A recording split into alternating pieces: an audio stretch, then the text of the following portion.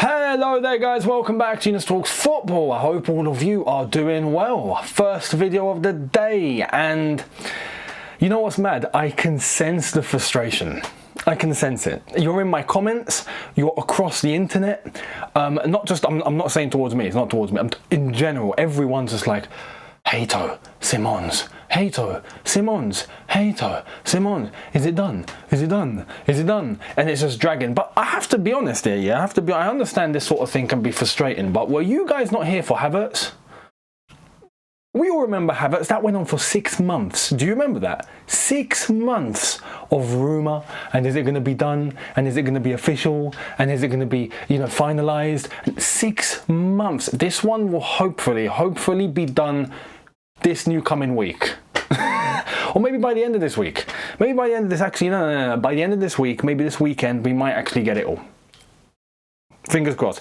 But we're getting some more details. We're getting some little details in terms of after the move. What does it all mean? How's it all going to transpire? How does it shape up for Chelsea Football Club? So we're going to get into that. Make sure you are here for later on too. Subscribe, notification bell as I give you video number 2 later tonight. Make sure you're there for it. Much appreciated. Let's get cracking. Firstly, we had a bit of an update from Fabrizio in terms of the overall situation. Not just about these 2 players, Chelsea situation. So, let's read. He says, for the Chelsea attackers, first step, go for Xavi Simons. Conversations advanced with Leipzig.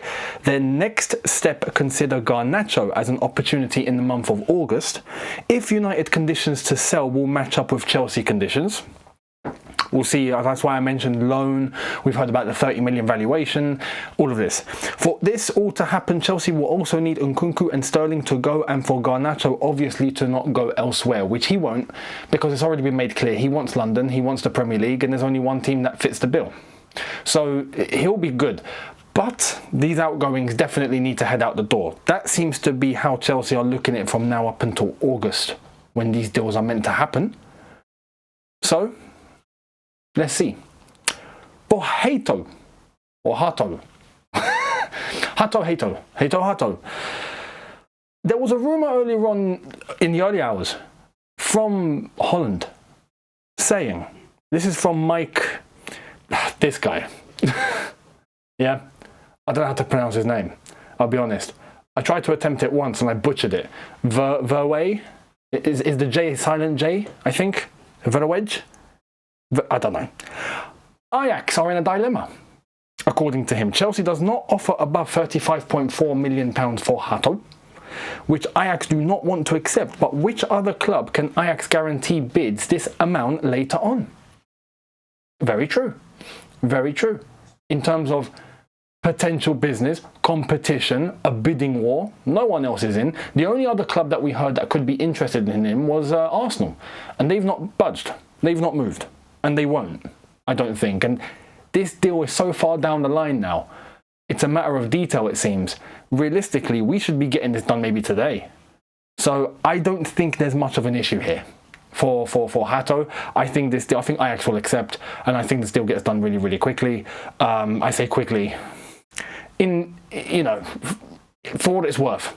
Because Ben Jacobs came out and said that Chelsea hoping to finalise Yoel Hato this week. Deal advanced and potentially agreed in the next 24 to 48 hours. So we're getting, okay, I'm getting flashbacks. Do you remember 24 hours?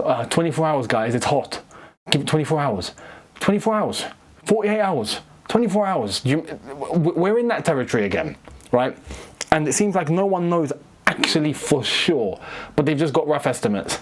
So we'll see the next 24, 48 hours. We'll call it by Friday, yeah, and see if this one gets over the line. And see if Simons maybe gets over the line with him, or is that something that's going to have to wait a little bit longer? But don't stress, don't fear, these deals will get done. I'd be shocked. I've said this before, but I'd be shocked if something were to happen. I'd be shocked. So hold the phone. Don't worry, don't stress. Fabrizio went on to say that Chelsea are on it for both Hato and Simons, and we already know this, right? So hold your thoughts, hold your stress, keep your seatbelt on. It's not done yet, but we're about to arrive at a destination. I would think, anyway, unless an 18-wheeler decides to come out of nowhere and just, bring everything to a halt, which hopefully is not the case. Let me know your thoughts down below. Talking about Hato, The Athletic went into a bit of detail. This is what I wanted the main topic of the video to be. What is his role? How is he going to be used? And what's his long-term future at Chelsea? How are Chelsea looking at it? Well, we got some detail from The Athletic today, and I would like to say this is actually reassuring. Let's check it out. Here it is. Chelsea sources say they want to give Maresca the ability to rotate across all positions as he balances Premier League, Champions League and domestic cup commitments this season. True.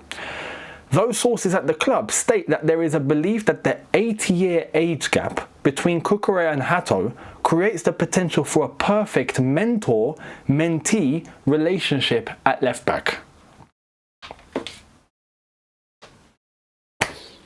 Finally, we are doing things that make sense. We are doing things that make sense. I've longed for this day.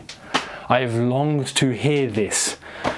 How long has it been on here since I've been saying that there should be a structure of leader and players learning? You need it.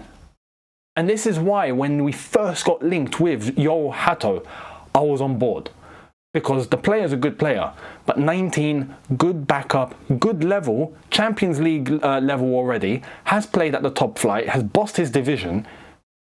It would be the perfect structure to have at left back between Cucurella and him, and when Cucurella steps out of the way, he becomes the main left back. That's how it should be across many positions. I've longed for this. To hear that, it brings me joy. It brings me joy. So I hope this is the way of thinking that Chelsea have now taken on board, and this is the correct thing to do. And hopefully we apply it in other positions too, and for the long term. Fingers crossed. That is exactly how it should be. So, correct, we do need the depth, we do need rotation for competitions. Champions League and Premier League can't be neglected. It's not like Premier League, Conference League. Yeah, the Conference League is fine, just stick the Conference League team.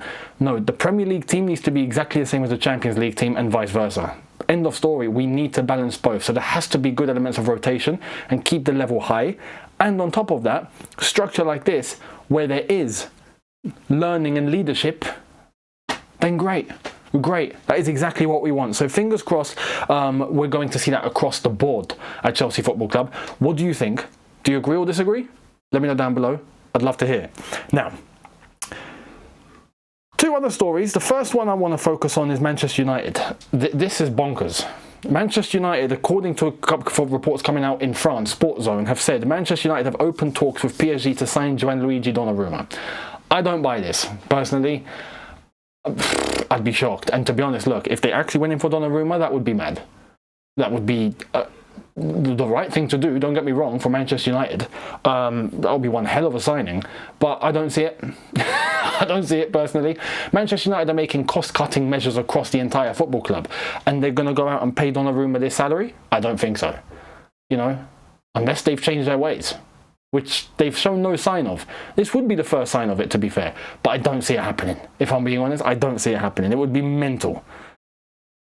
I think this is a rumour plucked out of nowhere. I'll be honest. I don't see any truth to this. So there's no point going any further. Although it does seem like Donnarumma could be available this summer, and it seems like Donnarumma might be utilising all of this in order to get himself a new deal at PSG. This is what it seems like, that what's going on might be him forcing his agent, or forcing the club to negotiate something that his agent will go, yeah, go, let's talk even more and let's get this done. Because right now it seems like PSG ain't budging, and Donnarumma could be available. So that's one to watch. That is one to watch. Donnarumma, that is one to watch. We'll see what transpires there. Do you think he moves? Do you think he stays? I'd love to know your predictions down below. And to wrap up, Arsenal, this is where it begins to make sense for them. Florian Plettenberg says Borussia Dortmund are monitoring Leandro Trossard. The 30-year-old winger also has 2 concrete offers from Premier League clubs. A move in this window is possible. He is under contract until 2027. This is the indicator that Arsenal are still going in for a left winger. And this is where we have to look at Eze. Remember I said about Eze and, oh, it went cold, and then we heard something else just a few days ago. And we've not heard anything since, but it does seem like Arsenal are still looking at Eze, and that is someone they're going to get through. Probably their next signing will be Eze.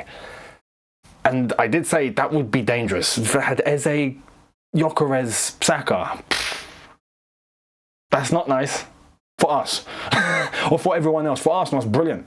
But it would open up the door for Trossard to leave because they've still got Martinelli. Trossard just wouldn't play, you know? So if they are now putting him out there or he's available and clubs are coming in, I think Arsenal snap that up, use that money, go and get Eze, and I think they'll be stacked, at least in the forward positions, in order to move into next season with better quality. So Trossard heading to Dortmund, that would be good for him, that would be good for Dortmund, that would be good for Arsenal, that would be good for Eze. That's where I see it all going, my opinion. What's yours? Let me know down below. I don't see Trossard having a future now. If they are going to go for Eze, Trossard will not play, like I said. So it makes sense. It makes sense. Do you think it makes sense? Let me know down below. Much appreciated. I'll catch all of you for video number 2. Let me know your thoughts on everything that's been discussed here, especially the Hato role and him with Cucurella and that concept across the entire team. Let me know all of your thoughts on that. And then later on tonight, I will be here for video number 2 whilst we see what else transpires from now up until later. So make sure you're here for it. Subscribe, notification bell on. I will catch all of you later. In a bit, people. Look after yourselves. Take care. And peace.